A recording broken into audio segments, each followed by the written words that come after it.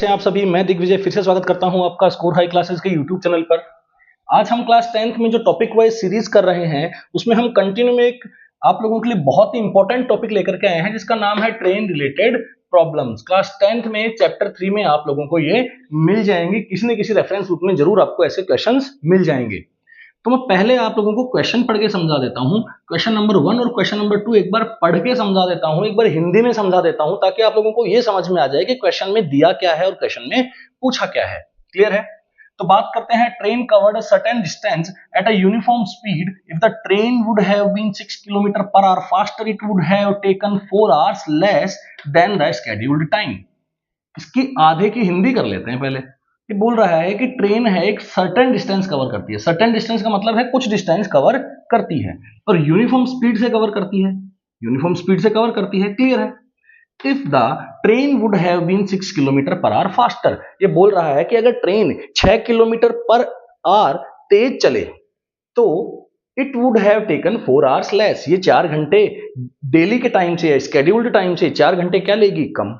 Clear है? आगे बोल रहा है कि अगर 6 किलोमीटर पर आवर क्या चले? स्लोवर चले तो ज्यादा लेगी। यहां पे अगर स्लो चलेगी तो क्या लेगी? टाइम ज्यादा लेगी। कितना टाइम ज्यादा लेगी? 6 घंटे ज्यादा लेगी। Find the length of the journey, हमको लेंथ पता करनी है जर्नी की। क्या कॉन्सेप्ट यूज होगा? कॉन्सेप्ट देखें यहां से फटाफट से। देखो, हम कॉन्सेप्ट बड़ा आसान यूज करेंगे। हम जानते हैं कि डिस्टेंस जो होती है, जो डिस्टेंस होती है वो स्पीड मल्टीप्लाई बाय टाइम होती है। आ रही है बात समझ में? स्पीड क्या होती है? डिस्टेंस क्या होती है? Speed multiply by time. Speed क्या होता है? Distance upon time. और टाइम क्या होता है? Distance upon speed. ये फॉर्मूला हमें सबको आता है, बचपन से हम ये फॉर्मूला पढ़ते आए हैं। क्लियर है? बात करते हैं, तो इस क्वेश्चन में हमें क्या मानना पड़ेगा? इस क्वेश्चन में देखो, अ ट्रेन कवर्ड सर्टेन डिस्टेंस, मतलब डिस्टेंस फिक्स है। देखो, अगर आपकी ट्रेन यहां से तेज चलेगी तो वो टाइम कम ले लेगी, लेकिन क्या डिस्टेंस बदल जाएगी? नहीं बदलेगी। डिस्टेंस जो है वही रहेगी। दो स्टेशन के बीच का डिस्टेंस ट्रेन के धीरे चलने से या ट्रेन के तेज चलने से नहीं बदलता है। आप लोगों को ये बात पता होगी, बहुत अच्छे से पता होगी कि अगर ट्रेन फास्ट चल रही है तो टाइम कम ले सकती है।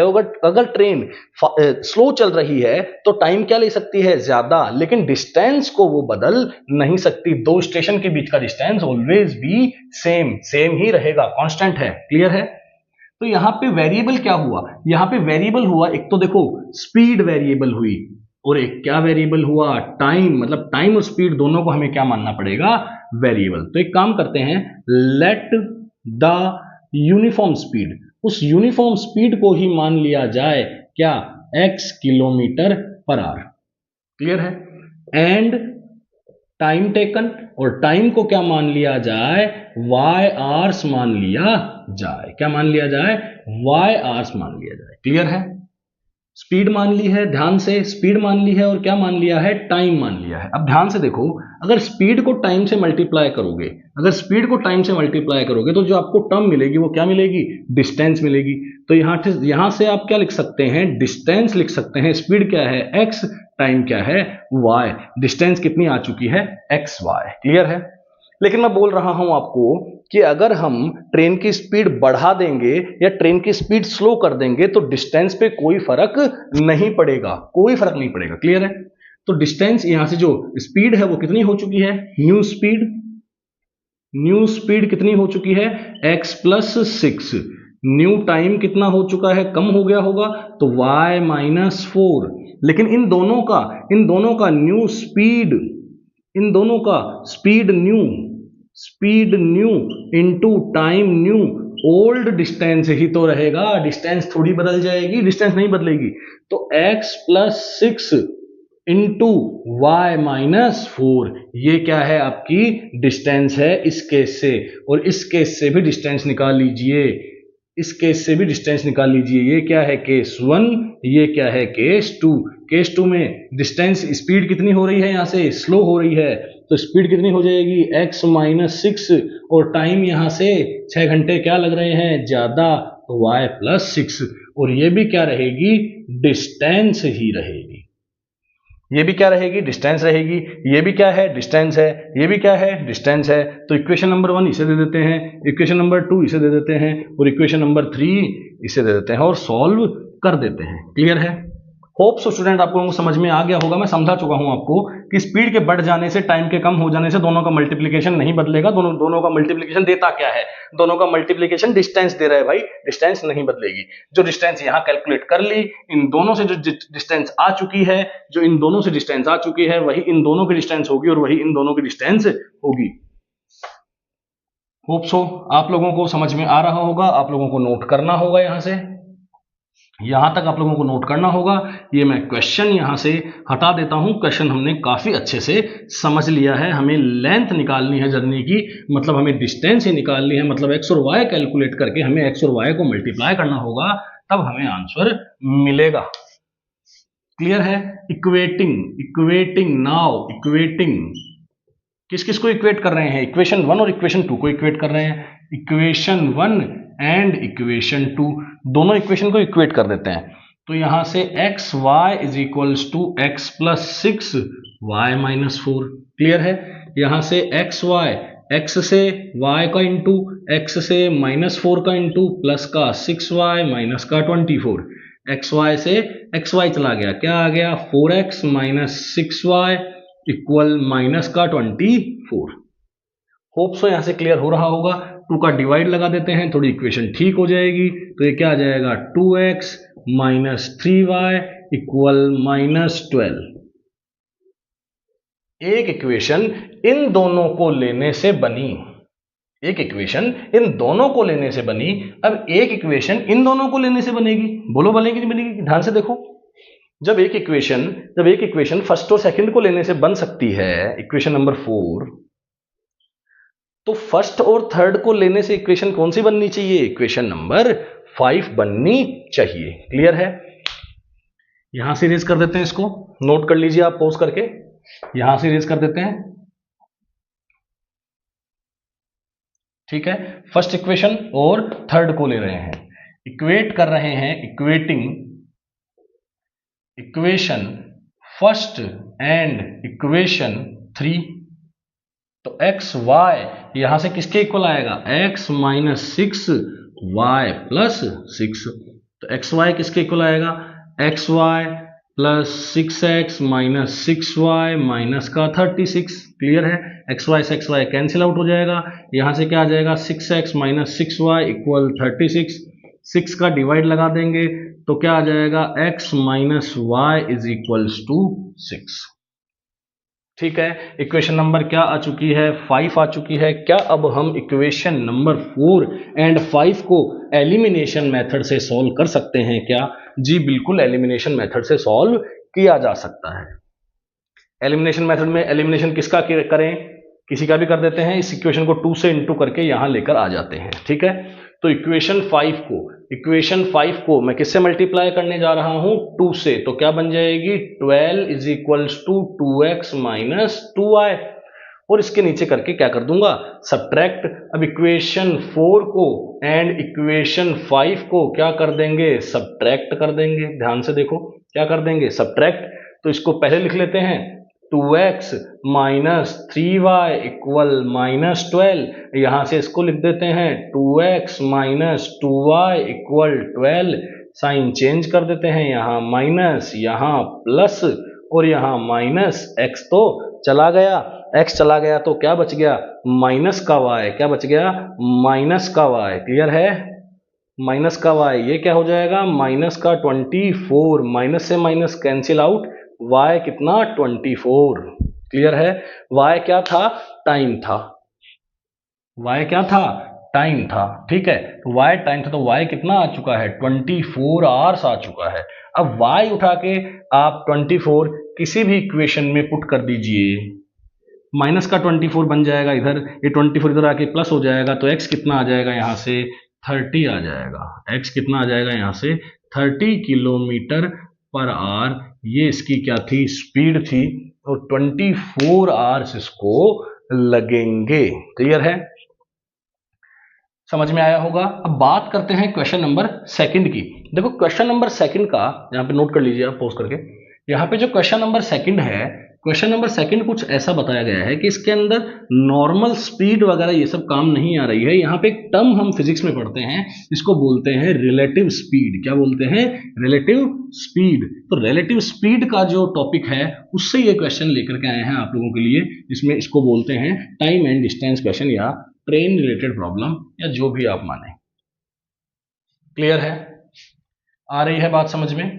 ट्रेन कर सकते हैं, यहां से कार कर सकते हैं, डिस्टेंस टाइम के ऊपर क्वेश्चंस है। बात करते हैं क्वेश्चन के सॉल्यूशन की, उससे पहले क्वेश्चन को पढ़ते हैं। ठीक है, तो रिलेटिव स्पीड का कॉन्सेप्ट सबसे पहले हमें सीखना होगा कि रिलेटिव स्पीड का जो कॉन्सेप्ट है क्या है। किसका? रिलेटिव स्पीड का। रिलेटिव स्पीड क्या होती है, ध्यान से समझिए। मान लेते हैं कि कोई यहां पे कोई ऑब्जेक्ट है या कार है, वो इस डायरेक्शन में x किलोमीटर पर आवर से जा रही है। इस डायरेक्शन में x किलोमीटर पर आवर से जा रही है। उसी वक्त कोई y किलोमीटर पर आवर से इधर जा रहा है। क्लियर है? y किलोमीटर पर आवर से इधर जा रहा है। अगर हम माने if x is greater than y, तो x थोड़ी देर में इसे पकड़ लेगा। सिंपल सी बात है। अगर x ज्यादा है, या जैसे वो क्वेश्चन भी आता है जिसमें चोर भागता है और पुलिस उससे तेज भागती है, तो उसको थोड़ी देर में पकड़ लेती है। क्लियर है? समझ में आ रहा है?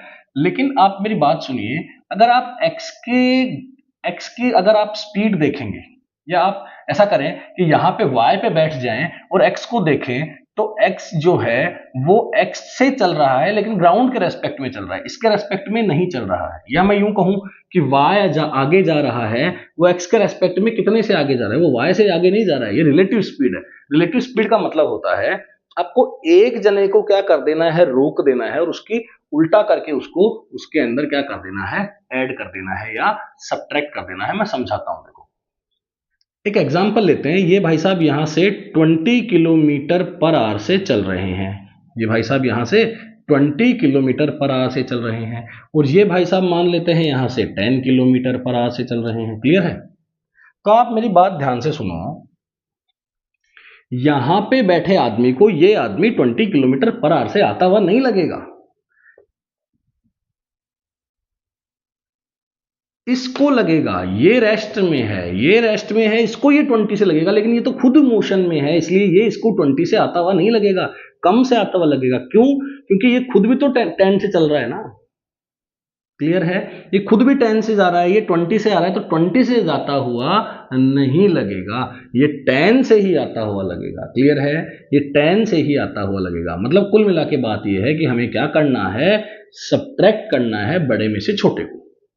क्या करना है? सब्ट्रैक्ट करना है बड़े में से छोटे को। तो रिलेटिव स्पीड ऑफ x या रिलेटिव स्पीड ऑफ a, इसको a नाम देते हैं, इसको a नाम देते हैं, इसको b नाम देते हैं। तो relative speed of a, relative speed of a की स्पीड क्या होगी? x minus Y. मतलब सेम डायरेक्शन में। ट्रिक क्या है? ट्रिक ये है कि सेम डायरेक्शन में हम क्या कर देंगे, रिलेटिव स्पीड निकालने के लिए सेम डायरेक्शन में क्या कर देंगे, सब्ट्रैक्ट कर देंगे। सेम डायरेक्शन में क्या कर देंगे, सब्ट्रैक्ट कर देंगे। एग्जांपल हमेशा दिमाग में रखना, 10-20 वाला एग्जांपल दिमाग में रखना कि भैया आगे वाला किससे जा रहा है, 10 से जा रहा है, पीछे वाला किससे आ रहा है, 20 से आ रहा है। तो 20 से आता हुआ 10 वाले को नहीं लगने वाला है। वो जो ग्राउंड पे खड़ा है उसको लग रहा है कि ये 20 से जा रहा है, ये 10 से जा रहा है। इसके हिसाब से ये रिलेटिव मोशन हो रहा है, दोनों मोशन में है, इसलिए इसे रिलेटिव मोशन बोलते हैं। क्लियर है? आ रही है बात समझ में? अब अगर हम ये केस लें कि यहां से a जो है वो x किलोमीटर पर आवर से इधर जा रहा है, और y है वो भी इधर आ रहा है, y के ये जो है b है, ये भी y किलोमीटर पर आवर से इधर आ रहा है, ये x किलोमीटर पर आवर से इधर आ रहा है।